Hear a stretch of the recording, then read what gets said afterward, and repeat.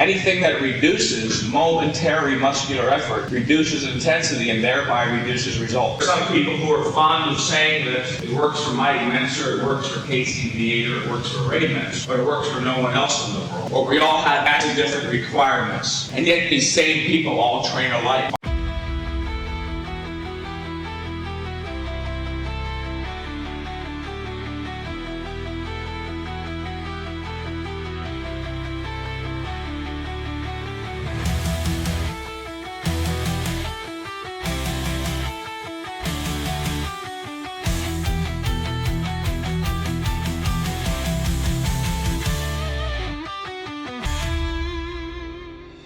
It's very important that you initiate all your movements very deliberately, slowly, under control. Once the speed of an exercise exceeds a certain rate, momentum takes over. And what happens to muscular involvement? It's reduced, it's diminished. Intensity refers to the percentage of momentary muscular effort. Anything that reduces momentary muscular effort reduces intensity and thereby reduces results. What you want to do is increase muscular involvement, not diminish it. Anything you can do to make the exercise harder, thereby increasing muscular involvement. Again, that's the name of the game. It's so damn obvious. Either you train, think about it this way. We all said in the very beginning that growth does not come easy. Anybody here thinks growth comes easily? Anybody want to challenge that? Has anybody grown too fast this year? No, we all know growth doesn't come easily. You literally have to force growth. Now you tell me how you force growth with light weights, mild exertion, easy workouts. The harder you train, the faster you grow. The harder you train, the less time you can spend training. It's as simple as that. Again, the intensity and duration relationship is a universal one. It doesn't exist just for Mike Mentzer. There are some people who are fond of saying that it works for Mike Mentzer, it works for Viator, it works for Ray Mentzer, but it works for no one else in the world. Well, we all have vastly different requirements, and yet these same people all train alike. Arnold does 20 sets, 6 days a week. Franco does 20 sets, 6 days a week. Frank Zane does 20 sets, 6 days a week. If they're all so different, why do they train exactly alike? The point of the matter is we aren't all that different physiologically. We're all unique as individuals. But when a young man goes to medical school, or a young woman, and studies muscle physiology, whose physiology do you study? Everybody. We all have the same muscle physiology.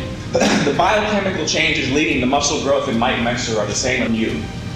And it follows from that the specific stimulus required to induce those biochemical changes leading to muscle growth in you and me is the same.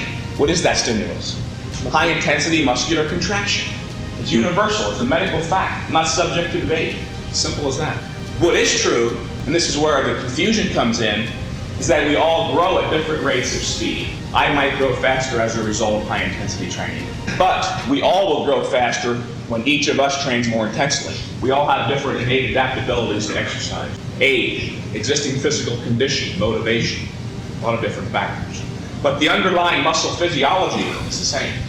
If you're not training, or if you're not gaining fast now, or if you're not gaining at all, you'll gain faster when you train more intensely. The people who say we all have different training requirements are entirely wrong. They're ignorant of the basic facts regarding muscle physiology. If we all had different physiologies, medical science could not exist. The doctor would have to study each individual as a separate physiological entity, and then learn all the intricacies of his physiology and devise medicine around him. We could not have medical science. The very fact that they can take the basic principles of physiology and apply it to the whole human race is what makes medical science a viable discipline. Make sense? Sounds damn good. Any questions? I can't make it any simpler than that. I mean, all the theoretic and academic bullshit aside, I mean, it just follows from common sense. The harder you train, the faster you grow. But it's also true, you can't forget, that the harder you train, the less time you can spend training.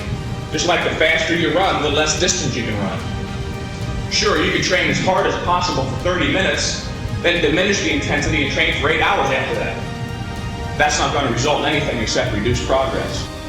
Too much information and human nature to think more is better. In this case it's not. You need the stimulus and you need the recovery. So I was Mr. Olympia, the best bodybuilder in the world, and it's my profession, and I didn't do anything else. I didn't have a job at that point. That was my job, and it was my income, it was my passion. So what I would have done whatever it takes to be the best that I was and to be number one. And I only trained for 4 hours a week with weights. So if you're not trying to be Mr. Olympia, surely you can do less than that, yeah? And try it, yeah, just try it. Like brief workout twice a week.